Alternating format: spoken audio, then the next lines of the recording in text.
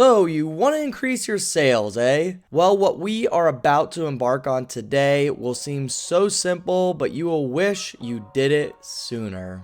And to be honest, that's all I really have before the intro rolls in, so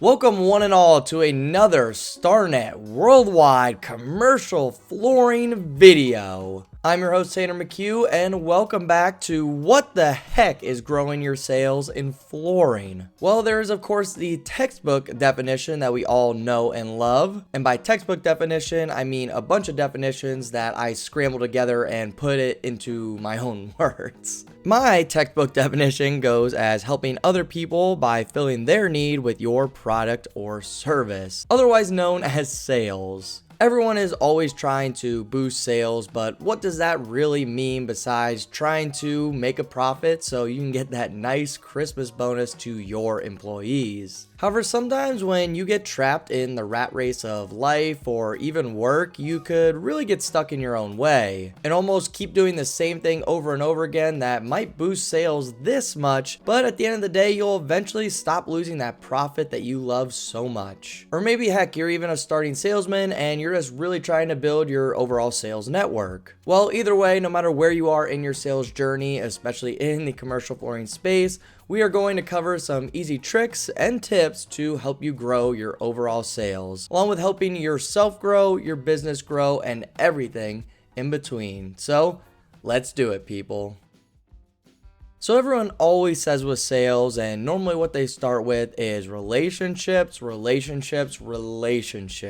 But as we like to do here at Starnet, let's dive a little deeper into that word. When it comes to sales or relationships, it's obviously a two-way street more times than none. However, sometimes there is indeed multiple streets that you have to deal with as a salesperson.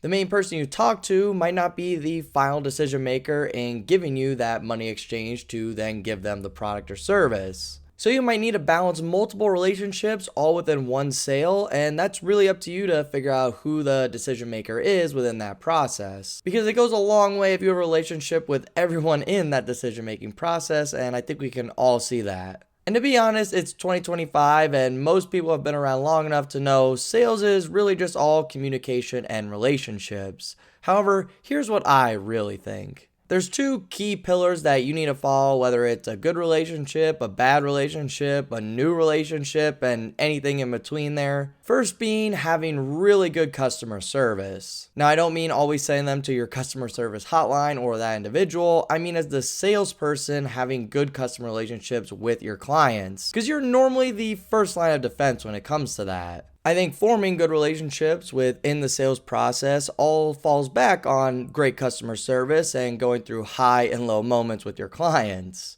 And to be honest, if you can go through a very bad experience or even a very good experience, but the customer is happy either way, you're probably in a good spot relationship-wise.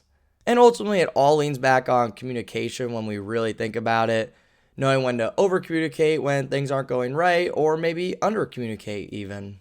Lastly, use reviews you get from customers and straight up ask them for a review after a sale.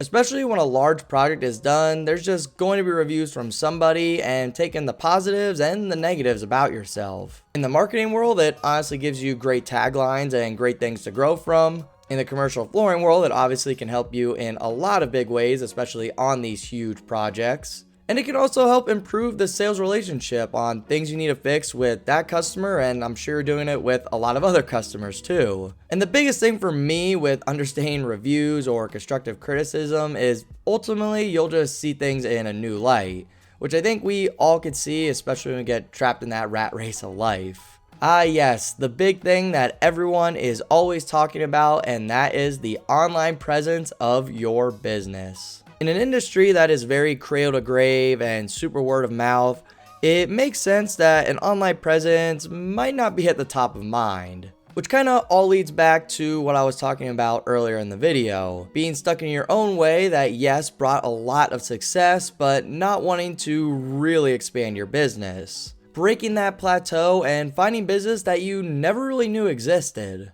which the first thing to really look at with your company is SEO, or known as search engine optimization. I'm sure we've all heard it before and kind of know what it means, but here's what I have to say about it, and how I think it can really grow the commercial flooring world. It is proven if you can get to the top of a Google search for specific taglines or even specific words, you are easily going to increase sales. So let's say you're a Milwaukee flooring installer and someone types in the best Milwaukee flooring installers near me, your company should easily pop up. That's a bare bones basic definition of SEO. And to be honest, SEO can seem very difficult at first and kind of hard to understand. But lucky for everyone out there, there is so many resources out there to help you with your website's SEO. And there's not only resources out there, but a lot of free resources you can use to really help your website blow up and drive leads for business. And then there's also social media, which I do a lot of these days. And the biggest thing I tell people is just be consistent and know your brand. It's all about getting eyes on your products or how you operate as a business without seeming too sales pitchy. The time to be really pitchy is after you get the lead from optimizing your social media. And the biggest thing is just know the theme. Like, for example, a lot of our YouTube videos are very educational with a little bit of humor thrown in there. We also stay very consistent, and we've seen very subtle growth that will just continue to grow. Everyone always wants that huge viral clip that will just take them into stardom, but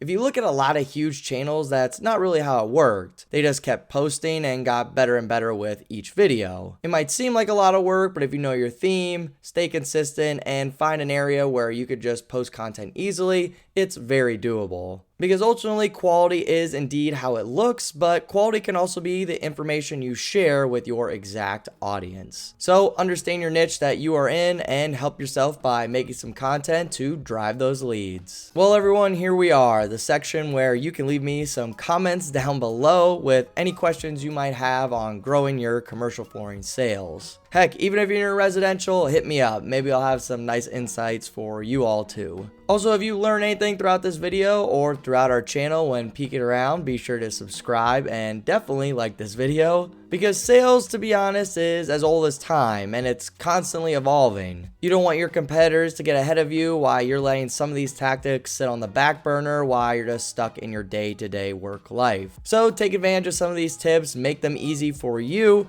and drive those leads to grow your business. Now, I hope you all enjoyed this video, and I will see you all in the next one. Take care, everybody.